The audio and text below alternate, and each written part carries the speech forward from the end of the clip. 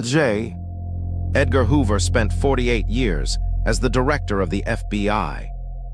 He hunted John Dillinger. He chased Bonnie and Clyde.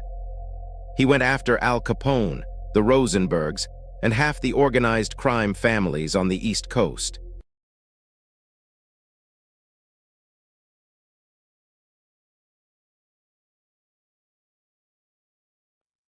In nearly half a century of hunting America's worst criminals, he used the same words to describe exactly one man.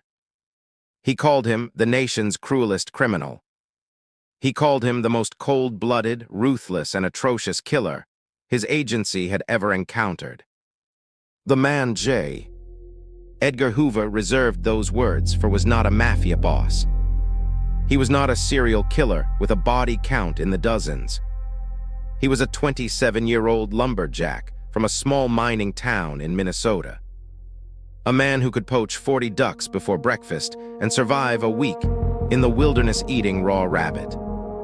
A man who once robbed a restaurant, then walked straight back inside to eat lunch just to see if anyone would recognize him. And a man who, in the autumn of 1937, mailed 4 taunting letters to the FBI while holding a 72-year-old hostage in an underground pit, and signed every single one of them with a fake name.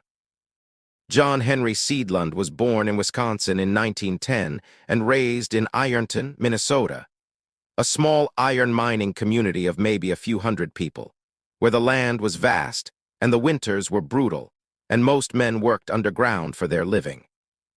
He was not a troubled child in any obvious sense. He played hockey well enough that professional teams came knocking with formal recruitment offers. Teachers' colleges offered him athletic scholarships. He turned them all down. What Seadlund had from the age of 10 onward was a rifle and a relationship with the wilderness that no classroom could compete with. By 14, he was a skilled poacher, regularly killing 40 ducks in a single outing when the legal limit was 8, hiding the excess in back alleys across town, distributing them secretly to neighbors who never asked questions. He graduated high school in 1928, went to work in the iron mines alongside his father Paul, who was a respected mechanic. And then the Great Depression arrived. By 1929, the mines were shutting down. His father had a fixed income. Seadlund had nothing. He left for Chicago, and the man who could have been a professional hockey player began a slow descent into something nobody from Ironton could have predicted. Chicago in the early 1930s offered odd jobs and nothing else. Seadlund drifted between low-wage work, returned home to Ironton, pumped gas, delivered groceries. Then in 1933, his father Paul was found dead in the family car, carbon monoxide poisoning. Something in Seadlund shifted after that. A year later, while hunting in the Minnesota wilderness, he crossed paths with Tommy Carroll, an active fugitive and member of the John Dillinger gang. Seadlund was mesmerized. He began secretly smuggling food to Carroll's wilderness hideout. The gangster became his model. In July 1934, Seadlund committed his first robbery, a restaurant in Brainerd, Minnesota. He stole $48. He was arrested within days. He broke out of jail 10 days later. And then, in what the FBI would later describe as one of the more audacious acts they had ever documented, he walked straight back into the same restaurant he had just robbed and sat down for a full meal, purely, he later told Jay. Edgar Hoover directly, for the thrill of seeing whether they would recognize him. They didn't. Over the next 3 years, Seadlund moved across America like a ghost, robbing banks in Wisconsin and Minnesota, running a legitimate timber business in Spokane with 10 employees he never befriended, burying his money in the forest, re-emerging months later under a different alias. He was methodical, patient, and completely alone. Then, in the summer of 1937, he picked up a hitchhiker in Montana named James Atwood Gray. The boy pulled a gun from between Seadlund's seat cushions and tried to rob him. Seadlund knocked him unconscious, waited for him to wake up, and offered him a job. By late summer 1937, Seadlund and Gray were a fully armed criminal partnership, and they had ambitions that far exceeded bank robbery. They planned to rob a group of women rumored to be transporting a chest containing $100,000 in stolen jewelry. They hijacked the truck, took a hostage, drove 5 miles south, and opened the chest to find it packed entirely with chocolate candy. They targeted a cafe owner with a rumored fortune and held his wife hostage for 2 days before releasing her empty-handed. They planned a kidnapping in Decatur, Illinois, and abandoned it when the target was out of town. Seadlund later confessed to Hoover that he had spent weeks planning the kidnapping of Jerome "Dizzy" Dean, one of the most famous baseball players in America, a pitcher for the St. Louis Cardinals. He ultimately walked away from that plan when he calculated the complexity of forcing an entire professional baseball club to pay a ransom. He needed a simpler target. And on the evening of September 25, 1937, he found one. Charles Sherman Ross was 72 years old, recently retired, wealthy, and suffering from a serious heart condition. He was the former president of the George S. Carrington Greeting Card Company in Chicago. On the evening of September 25th, he was driving down North Avenue near Franklin Park, Illinois, headed toward Chicago, with his former secretary and lifelong friend Miss Florence Freihage sitting beside him in the front seat.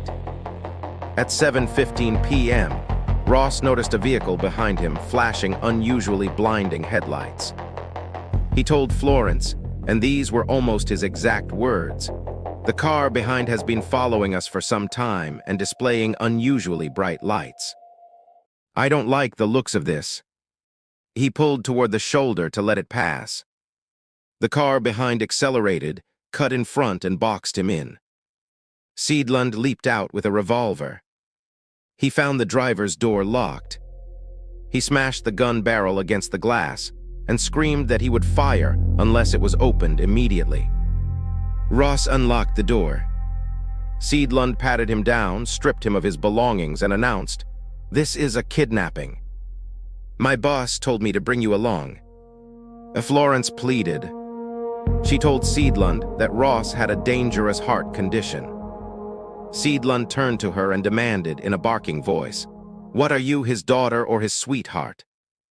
He pressed the revolver into her shoulder, took $85 from her purse, ordered her to lie face down on the floorboards, and delivered his final instruction before disappearing into the night.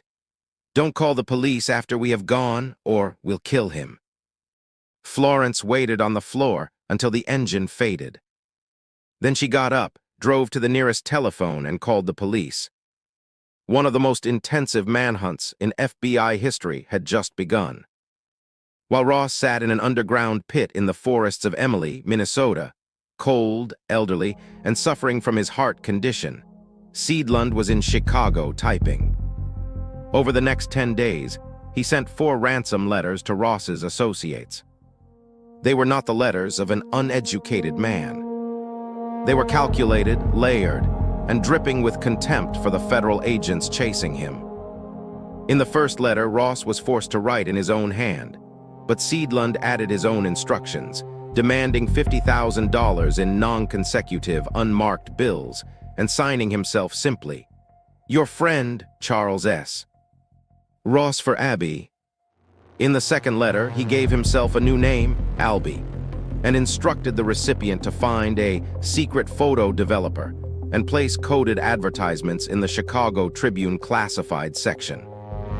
In the third letter, he wrote, "Ross very incensed over delays caused by Pied Pipers and their rat hunts."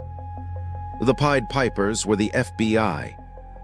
In the fourth letter, a 395-mile road map of 14 checkpoint locations, with precise timing down to the minute. He closed with a postscript that stopped investigators cold.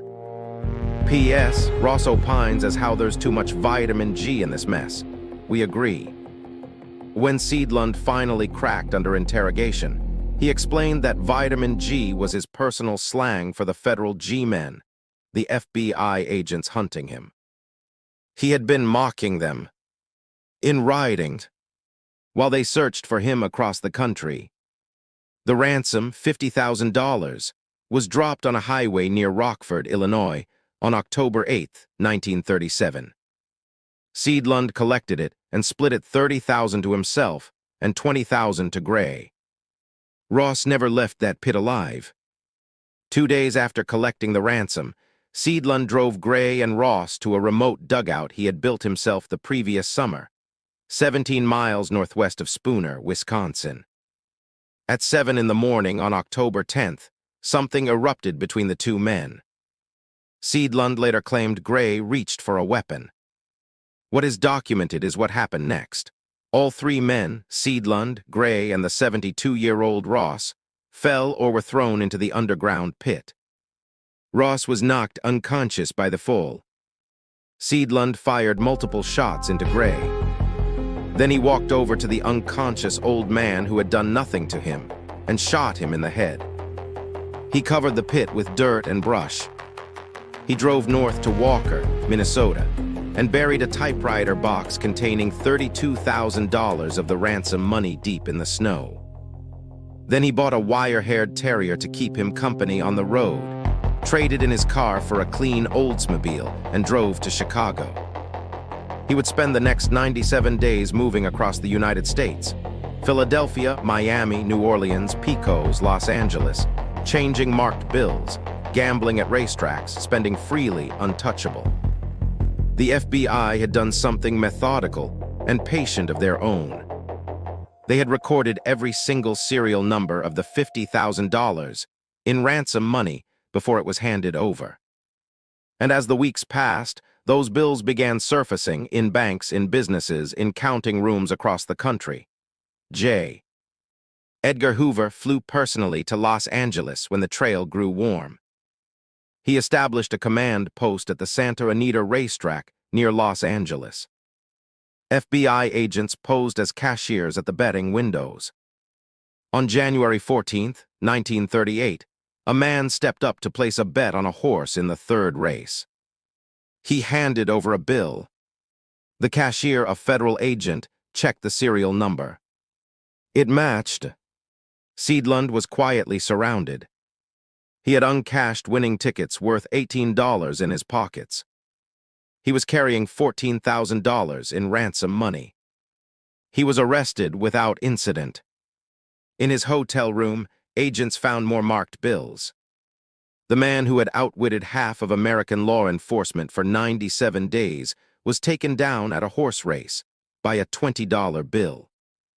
Under interrogation, conducted in part personally by Hoover himself, Seadlund signed a 28-page confession.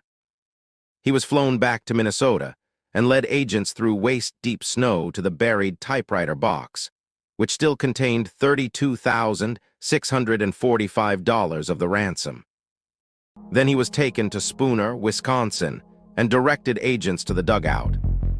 Inside, under frozen ground and brush, were the bodies of Charles Sherman Ross and James Atwood Gray. They had been there for 3 months. What happened next was documented by every wire service in America. As agents confirmed the identities of the frozen corpses, Seadlund snapped his handcuffed hands backward with violent force, smashing his iron shackles into a federal agent's skull, tackling him to the ground.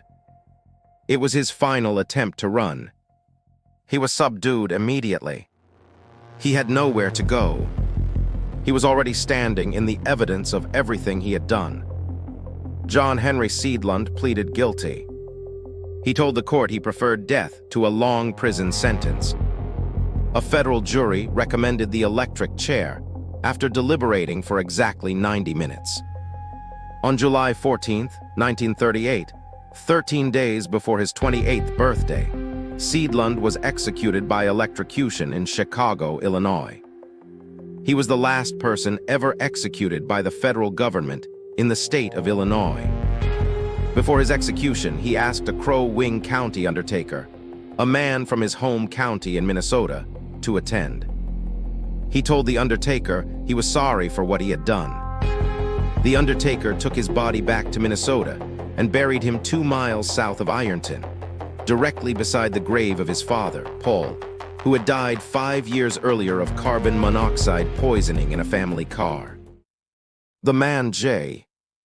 Edgar Hoover, called the cruelest criminal in American history, was buried next to the parent, whose death had sent him into the darkness in the first place. He was 27 years old. He had spent more than a decade as a fugitive, a bank robber, a kidnapper, and a killer. And at the end of it, he came home to a small mining town in Minnesota and lay down next to his father. That was all there was left of him,